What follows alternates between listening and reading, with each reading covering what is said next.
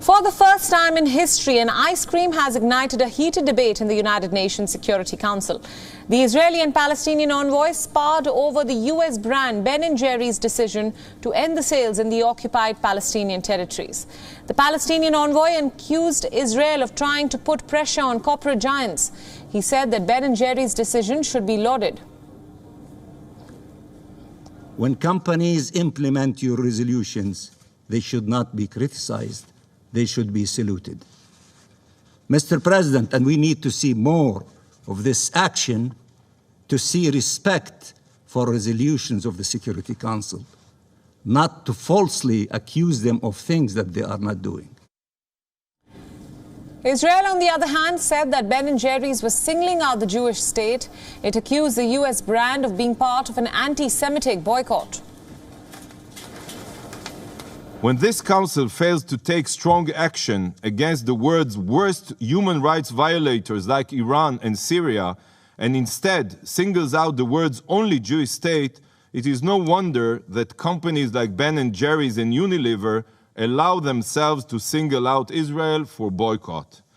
These companies have no moral reservations about operating in countries which are truly among the world's worst violators of human rights, while imposing an anti-Semitic boycott on the Jewish state. The war of words came as Israel tries to step up its pressure campaign on Ben & Jerry's as well as its parent company Unilever. In the latest, a partisan move to protest against the brand's decision gained steam. 90 Israeli lawmakers across political spectrum wrote a letter to Unilever's CEO urging him to reverse the decision not to sell ice cream in West Bank and East Jerusalem. The letter said that the decision was shameful and will impact hundreds of Israeli workers, Jews and Arabs alike. The move comes a day after Israeli Prime Minister Naftali Bennett vowed to act aggressively against Ben & Jerry's. The Israeli ambassador has urged 35 US state governors to take steps against the brand. These US states have laws against an anti-Israel boycott movement. The stakes are high for Israel. It fears that other corporate giants will also follow suit.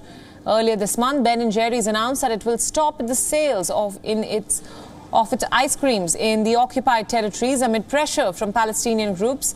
It said that the business in the West Bank was inconsistent with its values.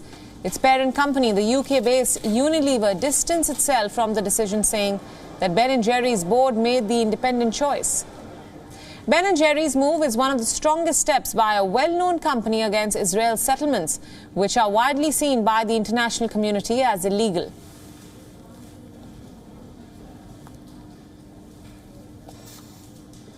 WION World is now available in your country. Download the app now and get all the news updates on the move.